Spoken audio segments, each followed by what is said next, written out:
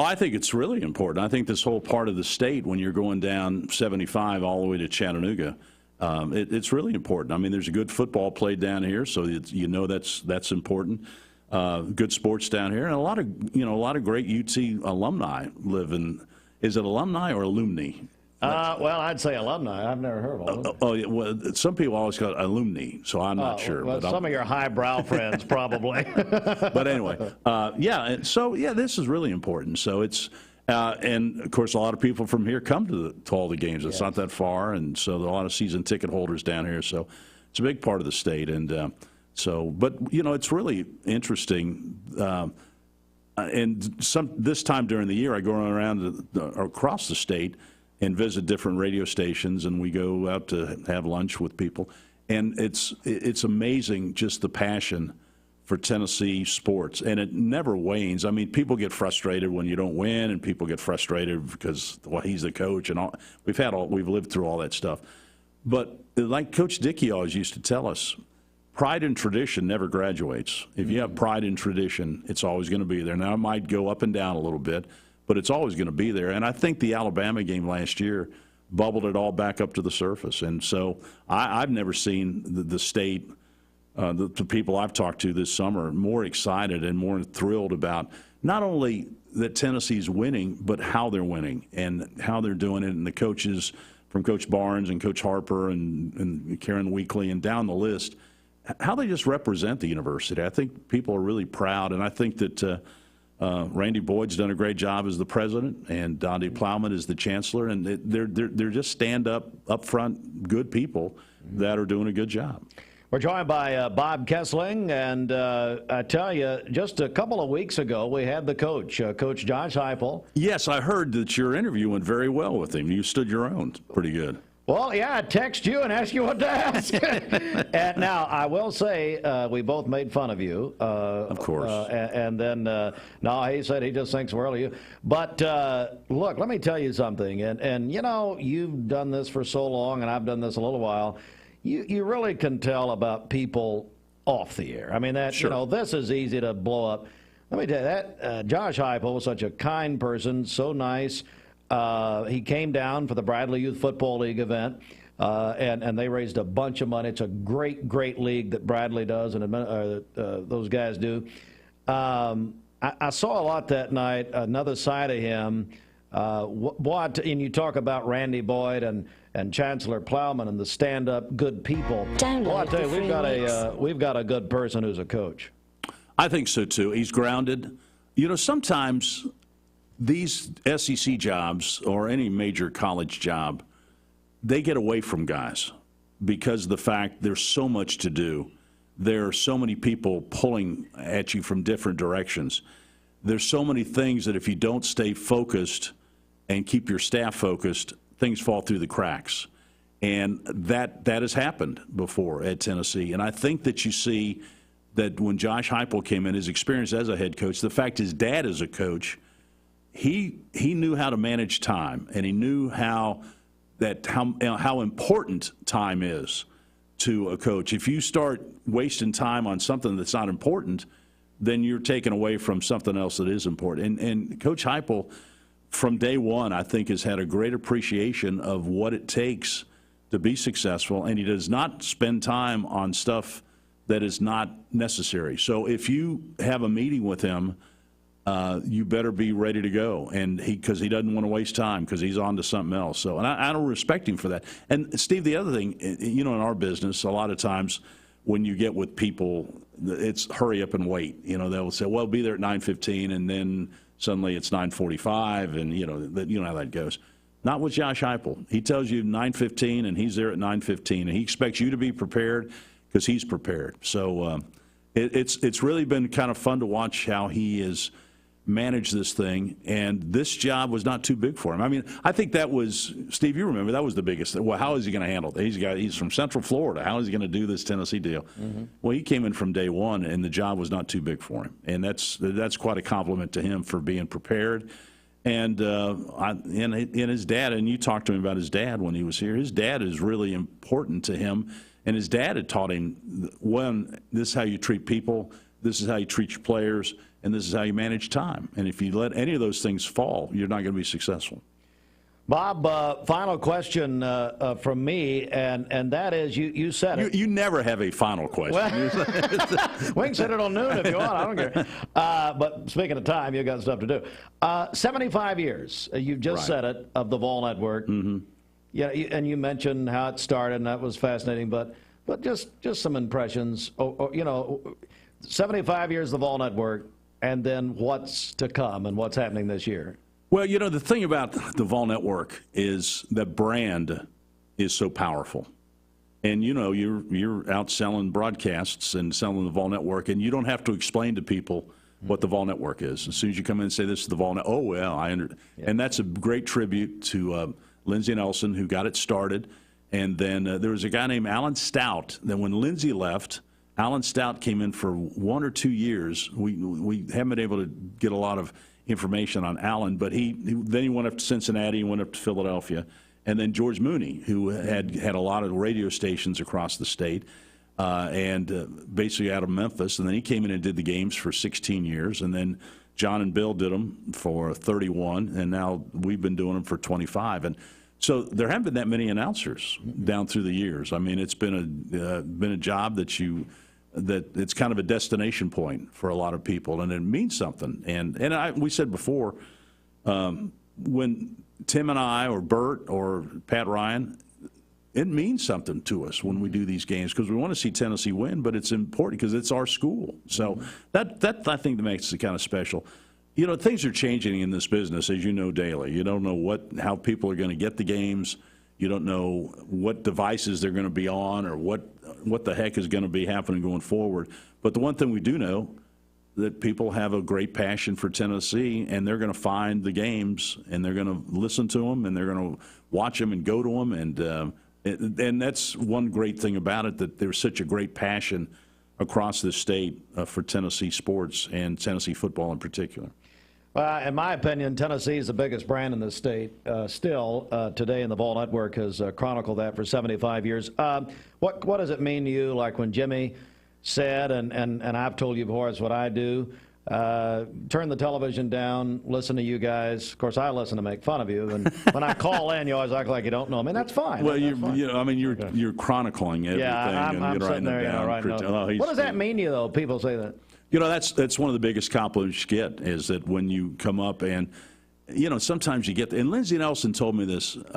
Lindsey, when he retired from doing the New York Mets and the San Francisco Giants and all his Notre Dame stuff, he came back to Knoxville, and he lived up on Cherokee Bluff, right above campus. And he said he'd get up every morning and he'd get his newspaper, get a glass of orange juice, and he'd go out in the back porch. He'd salute the general, and then he'd sit down and read his newspaper in the morning. But he used to come to Channel 10, where I was working at that time, and he would do these things called Lindsey at Large. And they were 3-minute deals. And if people remember Andy Rooney, who used to do the stuff on 60 Minutes, those little 3-minute vignettes, well, that's what Lindsey would do. And they were about everything except sports. Why is Gay Street named Gay Street? How'd they get the pipe organ at the Tennessee Theater?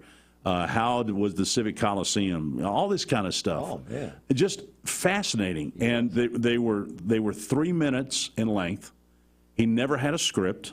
You could set your clock that would be 3 minutes in length when he was done. And he would just and it was a one-take deal. They'd go out on Gay Street, and he'd walk up down Gay Street, and he would do his deal, and then, okay, Lindsey, see you later. He'd be gone.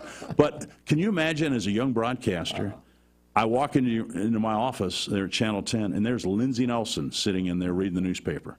And you're going, and so we would talk all the time, and we never talked about sports. We talked about being a pro and being a professional, and how do you approach this business. He never gave me any kind of thoughts about how you do play-by-play. It's about how you prepare to do it and how you present yourself, and the fact that you're representing, when you go out at that time I was at Channel 10, he said, you've got 70% of the people in Knoxville watching you. You better be truthful, and you better be professional, and that really rung true. But he also told me He said, of course, he goes through those god-awful sport coats. I mean, they were hideous. A lot of people remember that. Oh, yeah. my God. Oh, yeah. And he always used to say, if you have no talent, dress funny. And he had closet after closet full of these old sport coats. And so one time I went up to his house and did a story with him about the sport coats. And, I mean, I couldn't believe he had hundreds of them, just in these different closets all in his house. And he pulled out this one. It was green, and it had paisleys on it, and it was just hideous. And I said, Lindsay, and everyone had a story. I said, what's the story on that one? He said, well, I was walking through the garment district in Manhattan, and I came up on this drapery store, and I saw this piece of material in the window, and I went into the proprietor, and I said, could you make this into a sport coat? And his response was, yes, but why? Why in the world would you want to do that? And he did. He made it into a sport coat, and he said he could wear it to the Mets game in the afternoon and put a bow tie on and wear it to the Met at night. So he would do that. But he also told me, he said, when you're starting out, don't worry about the money. He said, when you get good enough, they'll throw it at you. And he said, don't take a job. Well, take a job for passion. And not necessarily your passion, but the passion that are listening. Steve, if you came in here every morning and you're doing this and you get no response and you don't know if anybody's listening. That's about right. It's no fun. That's about right. Yeah, now you're speaking my language. No, I walk in this place today and the whole place is full of football players and sponsors and everything. I mean, so you're hitting a lot of people here, a lot of the right chords. But if you would do this, let's say you send the invitation out to all the football teams and nobody shows up. Well, that's no fun. And that's what Lindsay was saying. Take a job where there's passion, and not necessarily your passion, but the passion of the folks that are listening. And that's awfully true. He told me a lot of things just sitting there and passing conversations that really ring true today. So I've been, I've been blessed to have great mentors like John Ward and Lindsay. I mean, I got John Ward and Lindsay Nelson. They doesn't get much better than that. That ain't bad. And Bobby Denton. Of course, I work for Bobby Denton. Yeah. Well, this, and I know I'm going on too long. You're here. fine. No, but I look back, and you have these crossroads in your career, and you're hoping you're taking the right path. You're not sure. And so when I was in school at Tennessee, I taught myself into a summer job with the Knoxville Sox baseball team, which is now Tennessee Smokies. And so nobody was going to the games, and I was making $100 a week, working about 80 hours a week. But I loved it. I was in school and worked for the baseball team and hanging around. A bunch of the guys on those Knoxville teams went on to play in the big leagues, too. And it was so much fun to see those guys. Yeah. So anyway, I thought, if we get more people here, maybe I'll get a raise. Maybe, I'm already getting all the hot dogs I could stand to eat, but maybe I'll get more money. So I started writing up little 30-second voicers. And I'd call those voicers into the any radio station. Back then, everybody had 24-hour DJs. Yep. So all the radio stations that would answer the phone in the Knoxville area, I'd call these little reports in, about what happened in the game. And WIVK was one of the stations that ran the reports.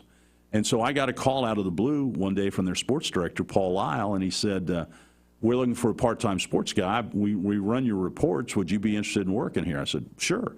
So I was working at WIVK. I was going to school full-time and working for the Knoxville Sox baseball team. Wow. Loving it. I mean, just having a great time.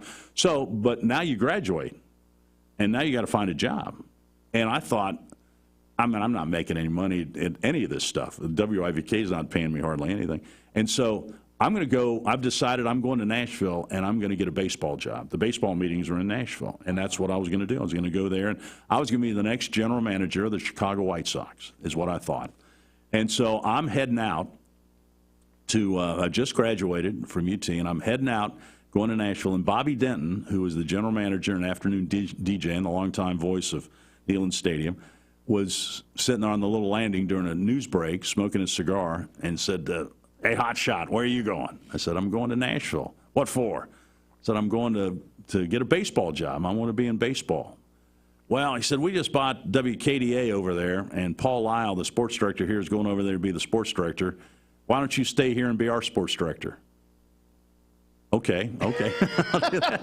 That's how I got into radio. Really? Yeah. If Bobby Dent had not been up there smoking a cigar during a news break, I would have gone to Nashville and tried to get a baseball job someplace. Unbelievable. So, isn't it amazing how things happen? There are moments, in everybody's life that one way or the other. You hope you make take the right career path. But and I'll back it up one more time.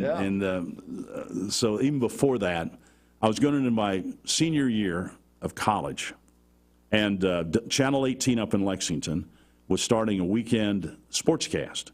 And I knew the guy that was there. You know, back then you used to trade voicers with all these different stations, and I'd do a report on the UK network, and this guy named John Henderson would do reports. And so you got to know different guys around. So John called me and said, "We're starting a weekend sportscast, a newscast. We want to know if you want to be the weekend sports anchor up here." Oh, great. That'd be unbelievable. Sure. Okay, let me come up there. So I go up there, and they talk to me about it, and they're going to start, up in September or something like that, and start doing this. So I have time to, kind of ramp up and get used to learn what the heck's going on in television. And so I said, well, yeah. I'll be willing to do that. So I drive back to Knoxville, tell my then girlfriend, now my wife, Tammy, I said, listen, here's the deal. I'm going to drop out of UT. I'm going to go to Lexington. I'm going to take this weekend job. Said we'll both go up there and we'll both finish up our college career at Kentucky, and then I'll start working at the TV station, and my career will be off and going, and we can get married, and it'll be great. And she kind of said, well, yeah, that sounds okay, but you need to go talk to John Ward. I said, well, John Ward will think this is a great idea. Well, but you need to go get his approval and see what he thinks about this. I said, okay. So I call him. And that Sunday, I was up in Lexington on Friday, and so that Saturday afternoon, I called him when I got back, and I said, can we come over and talk to you tomorrow about, I've got this job opportunity. He said, okay, sure. So we go over to his house there on the first fairway of Fox Den, and we get downstairs, and he's got his notepad, and I start, John got his law degree, but never practiced law. People don't really realize that, but he did that because he said it helped him organize things and be, more precise, but he never practiced law. It was amazing. But that tells you how smart the guy was. And so anyway, he's sitting there, he's got his legal pad, just like any lawyer, and he's writing down all the things I'm telling him. And I'm saying, so what do you think, John? This is great, isn't it? And he looked at me and he said, are you out of your mind? That would be the biggest mistake of your life. He said, what you will do, you will go up there and you won't finish school. You won't get your degree. You'll regret that the rest of your life, that you didn't finish up your degree because you were that close. Plus the fact that if you're any good, you'll be able to find a job when you graduate from Tennessee. Tammy doesn't want to drop out of Tennessee to go up to Kentucky. You guys need to enjoy your senior year of college. Should be the best year of your life. And he said, and besides that, if you got a chance to get a degree from the University of Tennessee, why in the heck would you want one from Kentucky? And that sealed the deal. That sealed it. John Ward. But if Tammy hadn't told me to go talk to John, I would have taken the job in Lexington. Yep. And who knows what would have happened. So it's amazing how things just work out, and you make these decisions, and you try and make a smart decision. And luckily, I've been able to make some good decisions and been in a good place. Well, we're looking forward to hearing you and Pat Ryan this year, and the entire Vol Network. Just some wonderful people, just some great people. I love Glenn Thaxton, and just on and on. The guy John Wilkerson, I've gotten to know him a little bit. Yeah. So just on and on. They're just great people. Yep. And we're fortunate. And really, we all are, because the Vol Network, from what I've read, has the most stations of anybody in the nation. Yep. Has hundreds of thousands of people listening, especially every Saturday during football. So anyway, it's just a great, like you said, pride and tradition. Pride and tradition. And the Power T and the Vol Network brand is as strong as you can get in college athletics. It is. It's great. Bob, I really... And also WCLE is a strong brand down here. Hey, tell him to throw us in there when you're naming stations instead of, at midnight or, oh, yeah, we're going to think, what is it again? So, right. No. But, Bob... We'll throw you some love. Throw me a little love it. I really appreciate you coming down. Steve, always good to see you, man. I appreciate it. And everybody looks forward to this. And, again... Yeah. Thank you for what you do for high school football. I mean, it's so important to people, and people don't realize how much of an impact high school football has on young people. Absolutely. Not only the football players, but the band and the cheerleaders and everything. And it's such a spectacle on Friday night, such a fiber of all these communities. And I still have great memories of my days playing high school football, and I wouldn't trade it for anything. So thanks for what you guys do for promoting it, because it's a labor of love, I know, for you guys. That's why we love to have you on this morning when this is our kickoff high school football regular season a week from tonight. So, but I know the guys cleaned out all the food out there. You had lots. When I walked in, there was just boxes of food everywhere. When these football players get in here, it's gone. It's all gone. All gone. Bob, thanks all right, so Steve, much. I'll thank you. We'll talk to you. We'll talk to you very soon. All right, we're going to take a news break right here. Mix 104.1, and we're going to sign off of MixTV.tv at this point. But for our radio audience, we'll stand by. Broadcasting from the Kia